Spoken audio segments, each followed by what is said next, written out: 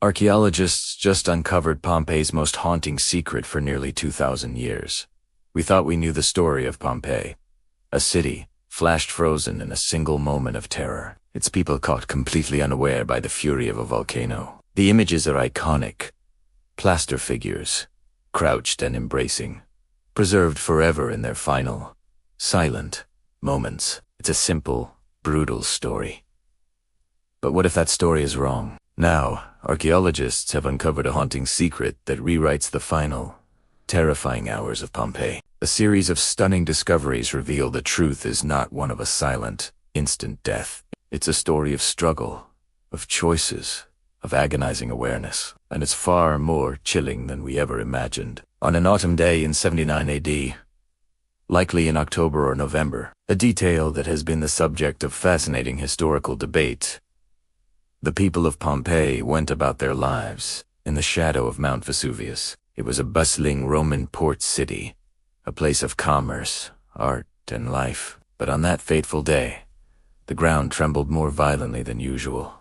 A strange, umbrella pine-shaped cloud of smoke and ash billowed into the sky, blotting out the sun. This was the beginning of the end. The story we've all been told is one of near-instant annihilation, and for a long time, the evidence seemed to fit. The rediscovery of the city, buried and forgotten for over 1,500 years, was a miracle. But it was the work of an archaeologist in the 1860s that truly brought the human tragedy to life. His name was Giuseppe Fiorelli.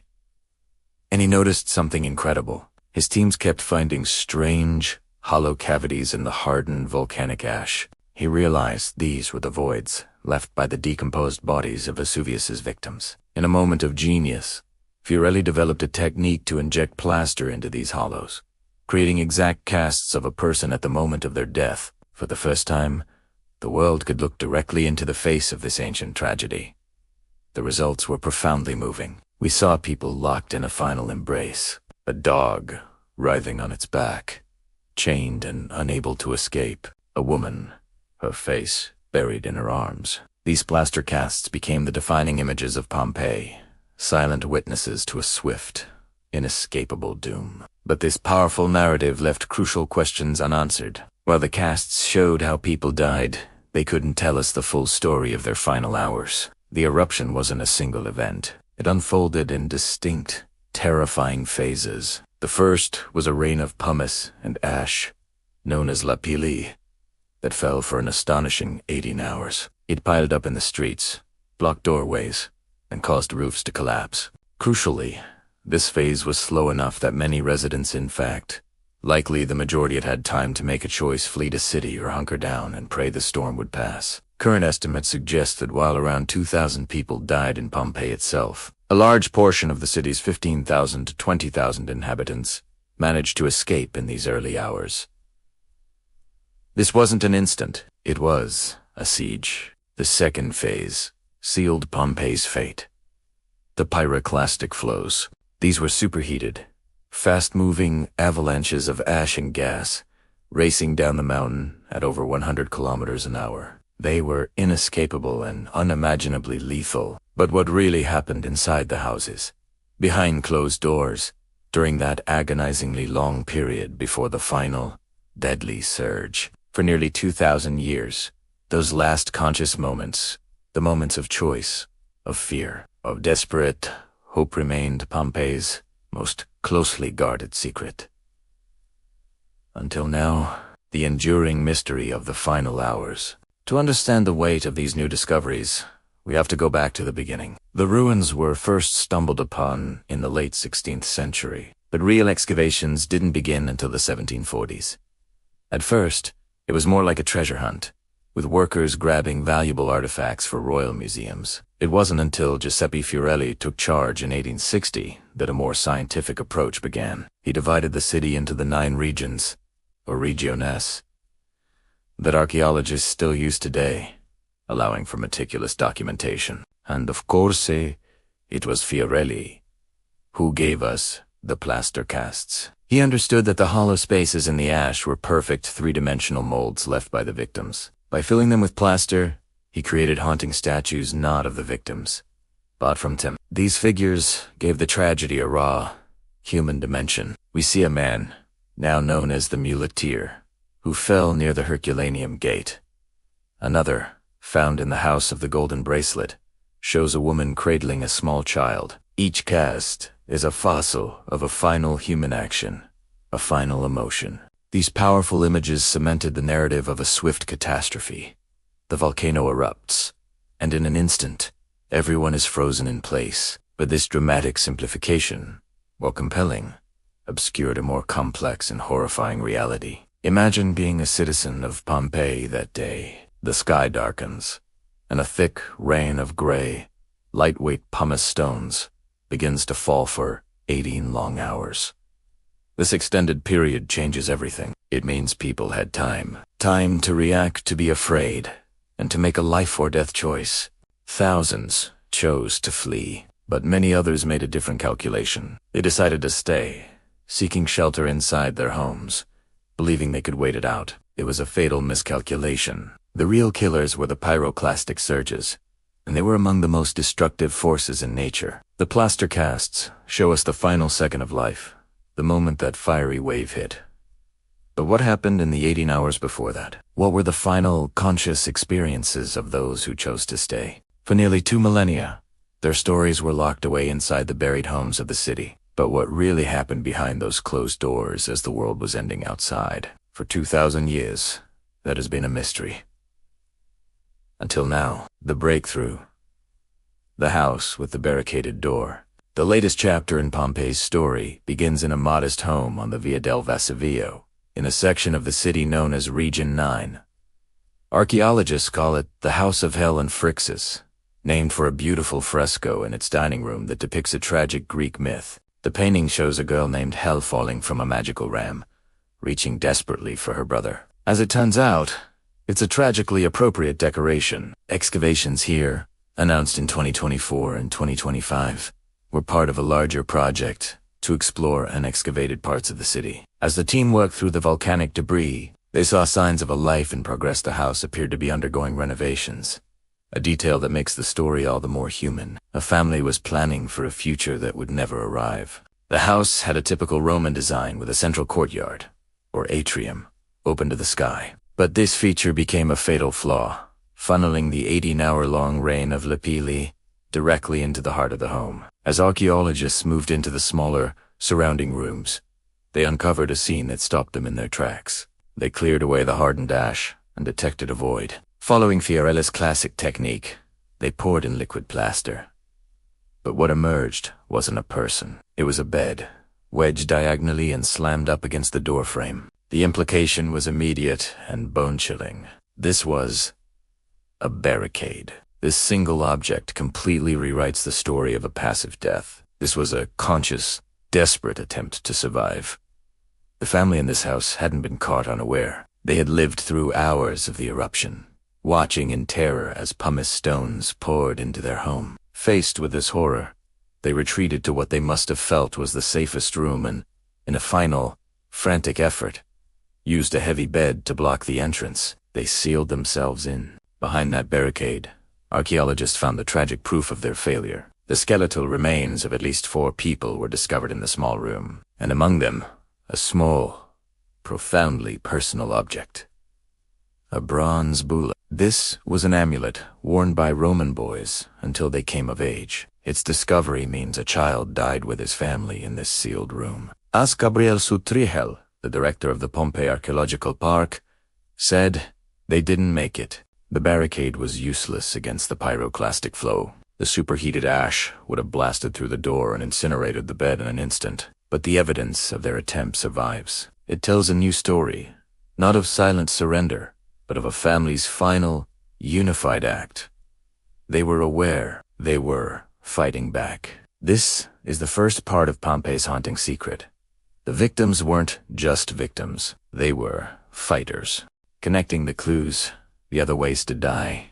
The barricaded room tells a story of a slow, creeping horror. But Vesuvius had more than one way to kill. Another recent discovery, in a different part of the city, reveals an equally terrifying end for some of Pompeii's residents. This second scene was unearthed in the insula of the chaste lovers. Here, in what appeared to be a utility room, Archaeologists found the skeletons of two men, both likely at least 55 years old. One had his arm raised as if in a futile attempt to protect himself. At first, it might have seemed like another case of death by heat or suffocation. But a closer look at their bones told a different story. They showed multiple fractures consistent with being crushed by an immense weight. These men had been killed by the collapse of the building around them. The most critical part of this discovery is the timing. By analyzing the layers of volcanic deposit like geological tree rings, archaeologists could pinpoint when this collapse happened. The men were found in a layer of building debris that was underneath the ash from the later pyroclastic flows.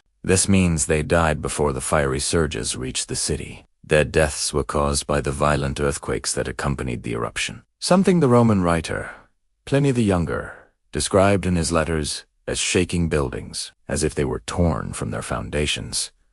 This discovery shatters the idea of a single cause of death. As one family was barricading their door, these two men were killed by the very structure meant to protect them.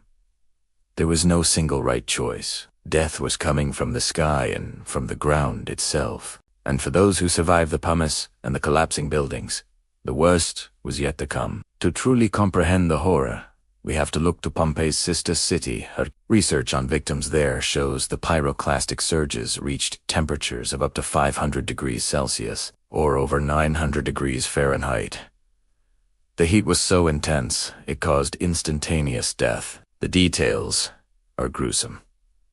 Forensic analysis has shown evidence that the extreme heat flash-boiled victims' brains, causing a massive buildup of pressure that fractured their skulls from the inside out. And in one of the most extraordinary and unsettling discoveries in all of archaeology, scientists found direct proof of this process. Inside the fractured skull of one victim, they found not ash, but a shiny, black, glassy material. After extensive analysis, they confirmed the unbelievable.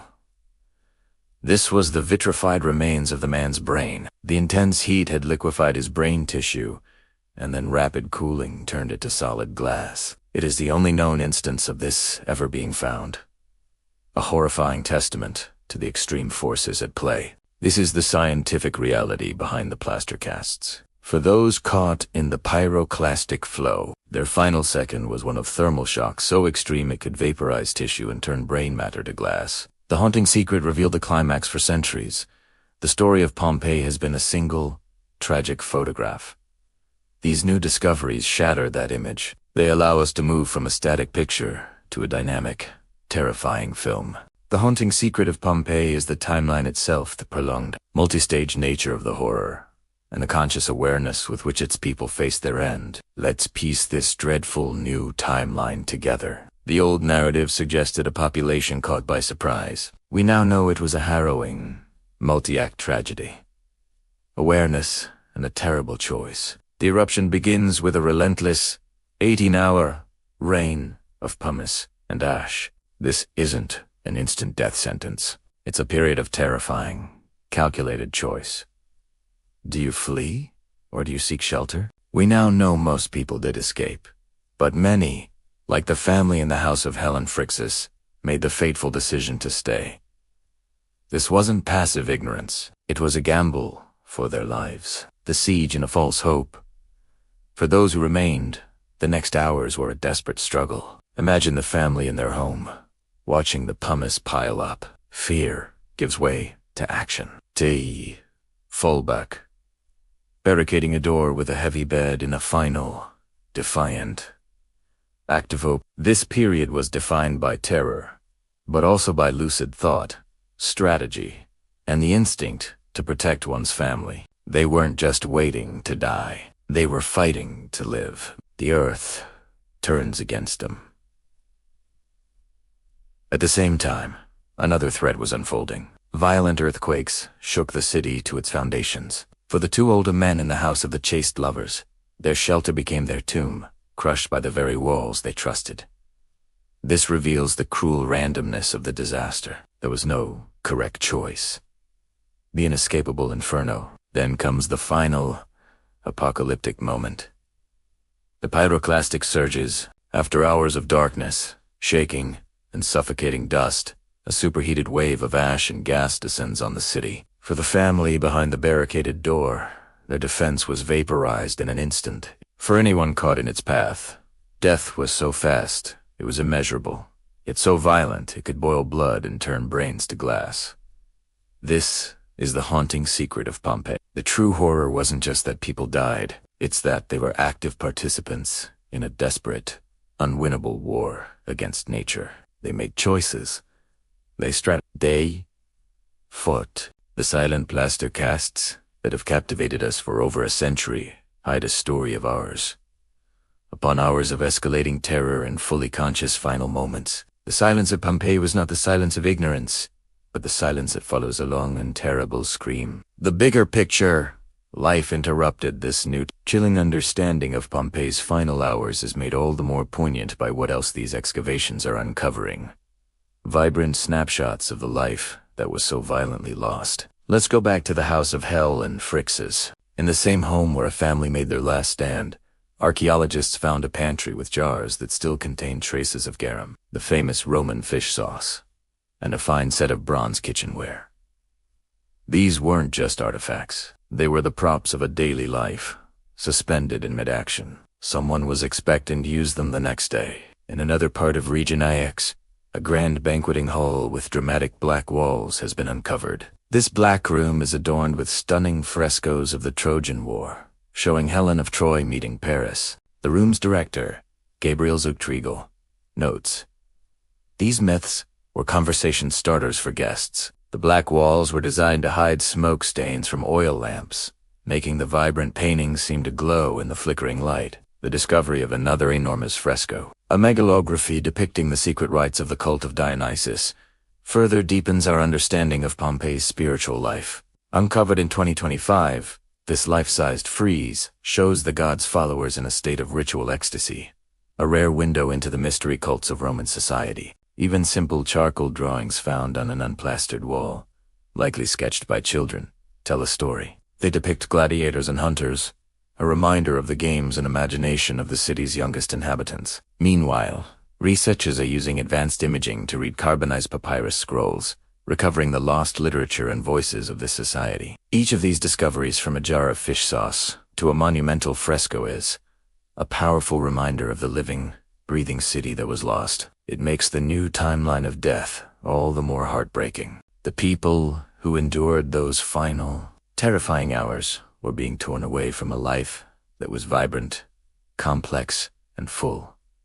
The stories of Pompeii are, in a way, our stories. They speak to our shared humanity, our fragility, and our instinct to survive. If you find these journeys into the past as fascinating as we do, make sure you subscribe to the channel and hit the notification bell. We're always digging deeper, and you won't want to miss what we uncover next. The Echo and the Ash. Our understanding of Pompeii has fundamentally shifted. It's no longer a static tragedy, but a prolonged and deeply human drama. The latest discoveries reveal a population that was aware, reactive, and fought for their lives against an incomprehensible force of nature.